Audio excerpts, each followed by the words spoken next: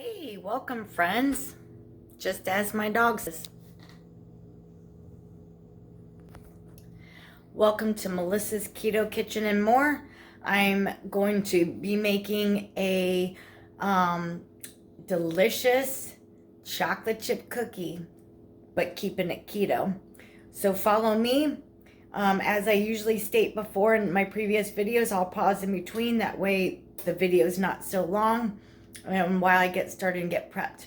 So the first thing you want to do is when you're prepping for anytime you're baking, I set my oven to 350. I got my cooling rack already out, and then I got my baking sheet out, and then I got my mixing bowl out. So before I actually get started, I usually prep. So the first thing you want to do is line your baking sheet with parchment paper. Some kind of, it could be even a foil that's a non-stick, but I recommend parchment paper. You can try wax, but I have a better luck with parchment. So I recommend parchment, but you go with what you want. The next steps that I do while I got my cooling rack out, I'm gonna line my cookie sheet with the parchment paper. I have my bowl out, and I'm gonna go ahead and get all the ingredients that I need that's gonna go into this cookie that I'm baking while my oven is heating up. So I'm going to pause my video in between my prep times, but I will show you the steps as I go along. So stay tuned.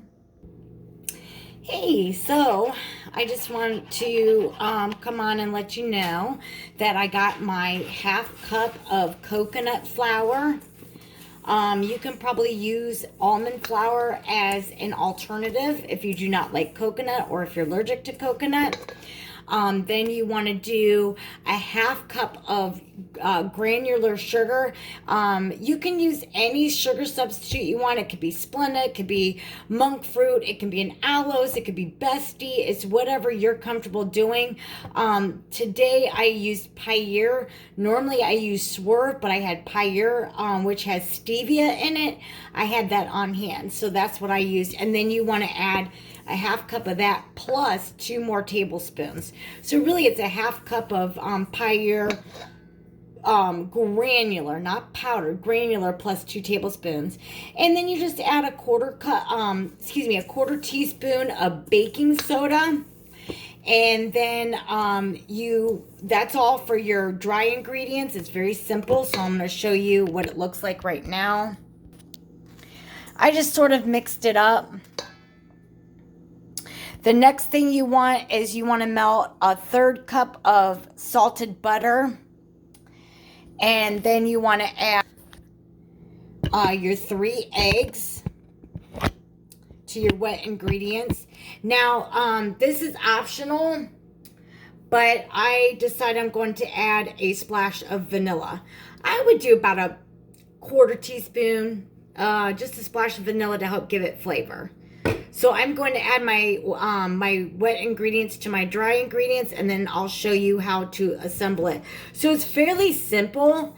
It's just an easy recipe. Like I said, you can use coconut flour or almond flour. It's whatever flour of your choice that you feel that you prefer, because some people don't mind the coconut flour. When you're baking, you really don't have that coconutty taste, but some people can be very, very super sensitive, so almond flour would be the alternative. So once again, your dry ingredients is a ½ cup of coconut flour, a ½ cup of granular sugar of your choice. I used Swerve, or Pyre. Pyre. I'm so used to using Swerve. Pyre, and then 2 tablespoons on top of that. And then you can also use brown sugar if you want, like a molasses type flavor. I went with white granular. And then just a 1/4 teaspoon of your baking soda. And so then I have my 1/3 cup of butter already melted, and I'm getting ready to add my 3 eggs. And then I'll do my splash of vanilla, and then I'll get it all mixed up, and I'll show you how to assemble it on your cookie sheet. I already have my cookie sheet lined with a parchment paper. You can spray the parchment paper if you want. I do not. I don't find that I need to.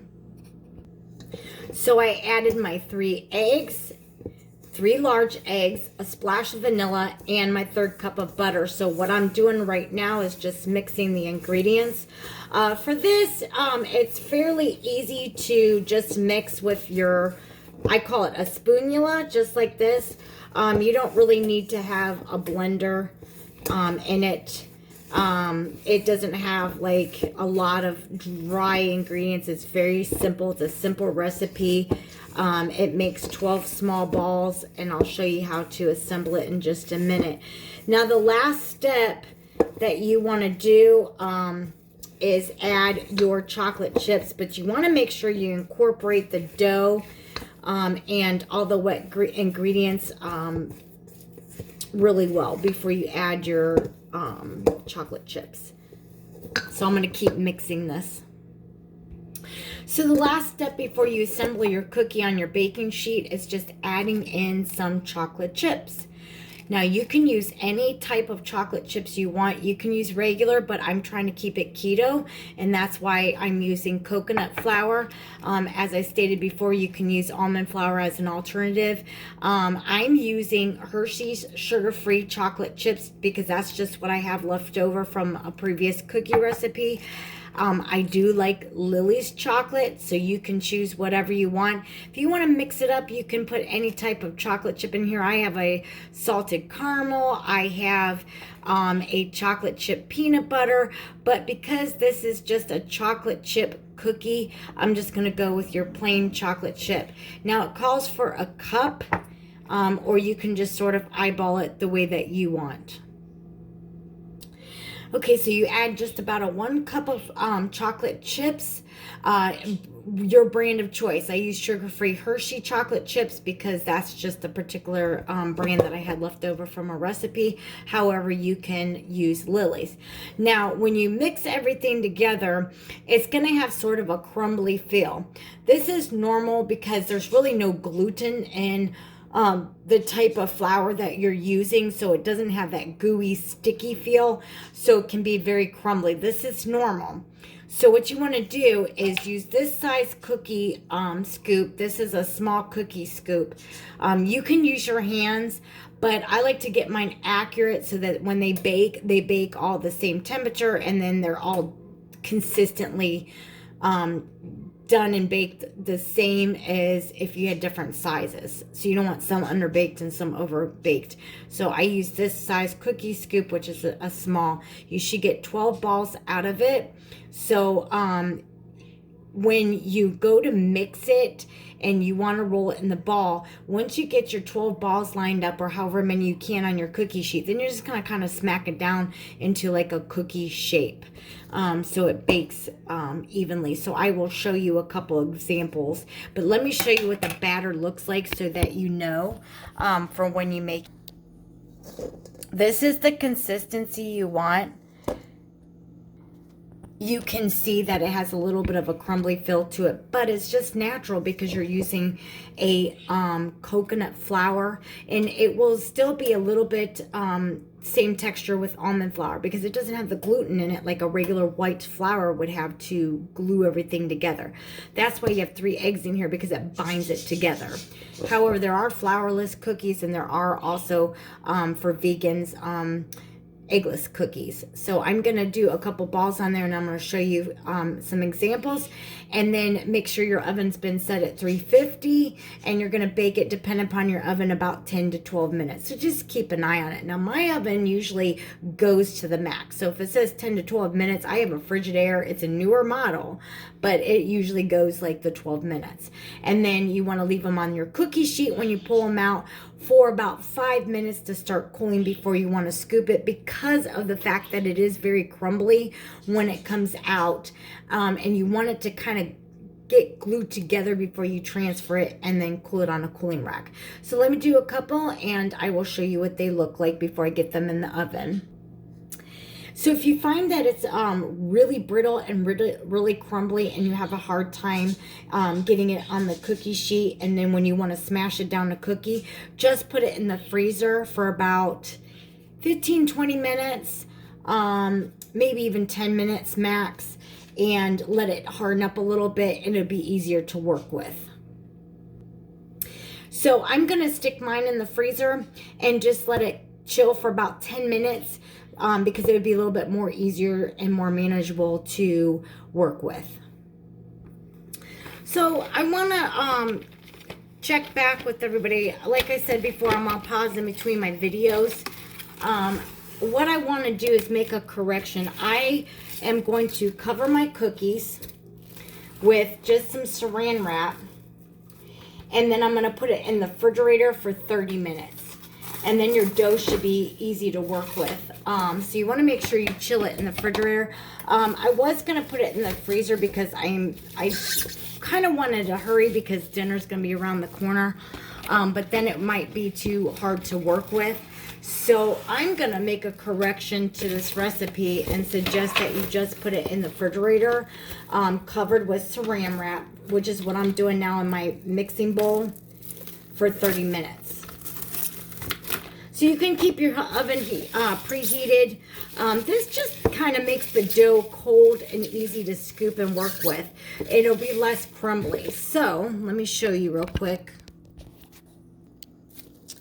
So I got it covered with saran wrap. You just want to cover your bowl with saran wrap. And then put it in the refrigerator to chill for 30 minutes. So go ahead and axe the freezer. I wanted to make a correction on that just because I think with this recipe, and I'm familiar with the ingredients and the type of flour and everything used, you really don't want to freeze it. So I do want to make that correction. So cover it and put it in the fridge for 30 minutes. So I'm going to do that real quick.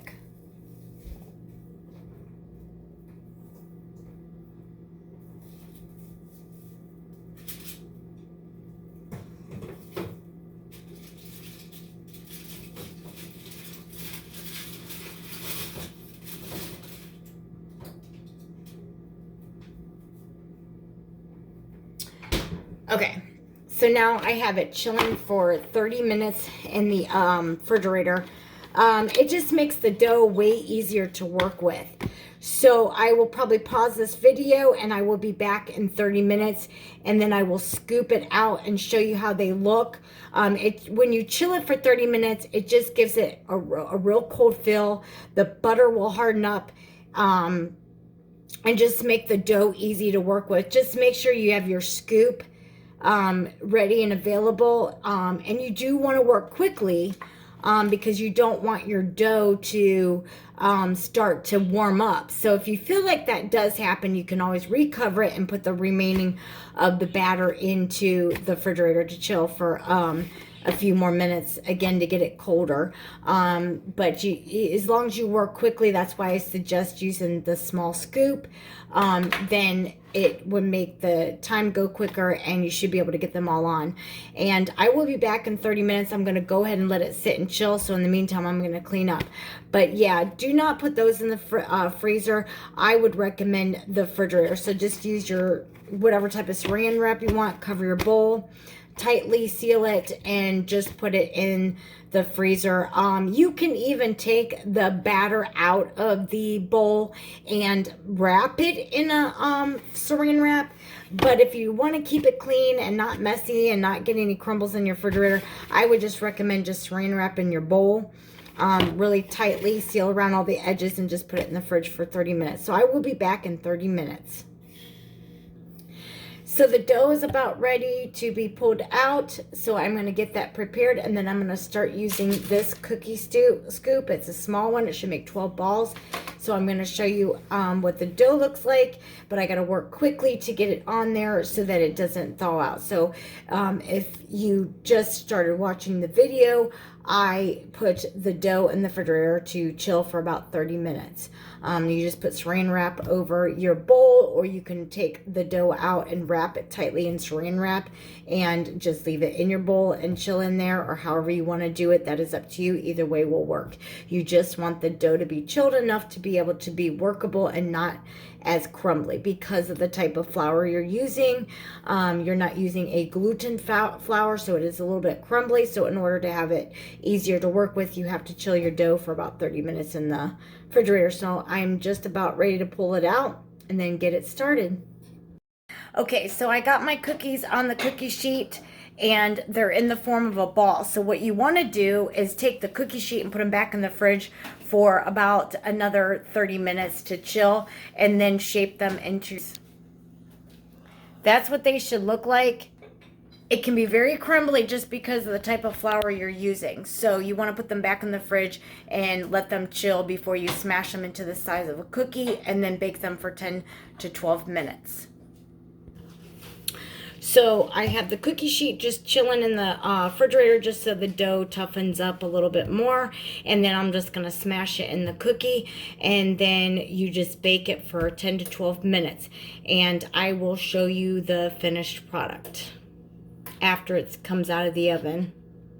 Okay guys, so my cookies came out of the oven and I just let them sit on the sheet pan for about 5 to 10 minutes. They firm up and then you can transfer them to a cooling rack, or if you don't have a cooling rack, just leave them on the sheet pan. Maybe move the sheet pan off the warm stove and just let it sit and cool.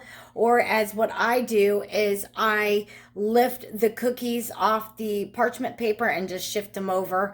If you don't feel comfortable doing that, just let them firm up for a little bit and cool down. But let me show you what they... And I did kind of eat around the edge, but they came out pretty good. They're still firming up a little bit, but they're very chewy. So that's what you're looking for. So I had a little nudge on the corner, and it really does taste like Nestle's Toll House chocolate chip cookies. So just make sure you chill your cookie dough before you roll it up in a ball. Once you get it on the sheet pan, leave it up in the ball. Put the sheet pan in for another 30 minutes in the fridge just so the dough is workable. And then just take the palm of your hand or the back of a measuring cup or a spoonula and just kind of smash it down into like a cookie shape, and this is how they come out. You should get 12 cookies. I didn't save the rest of my batter. I just did one sheet pan because I'm the only one that's eating it. So you can freeze it. But the cookies, if you keep them out on the counter, they are good for up to 1 week. And I will try to attach the calories and all of that onto this video. If I don't and you do need to know, just PM me or send a message and I'll make sure I get that on there. Thanks for watching, you guys. I hope you enjoy this cookie recipe. Let me know how they turn out. Just remember to chill your dough. Then it makes it more easier to work with. Make sure you add the 1/3 cup of butter. That's also another binder along with the eggs. It is a little bit crumbly in the beginning, but once they firm up into an actual cookie. Just remember, this is keto. I'm keeping it keto, so when you work with almond flour or coconut flour, that's where the little crumbliness comes from, because there's no gluten, so that's why. But once you chill the dough and you bake it up, you leave it sit, and then they firm up into an actual cookie. So I'm going to show you once more how they are, and they're supposed to. There you go. Enjoy. Follow me on my YouTube channel at Melissa's Keto and Kitchen, or Melissa's Keto Kitchen and More. Sorry about that. It's been a long day. Melissa's Keto Kitchen and More. You can follow me on YouTube at Melissa's Keto Kitchen and More with the underscores, or just Google my name, Melissa McFrederick. Keeping it real, keeping it keto. Have a great day, you all. Thanks for watching.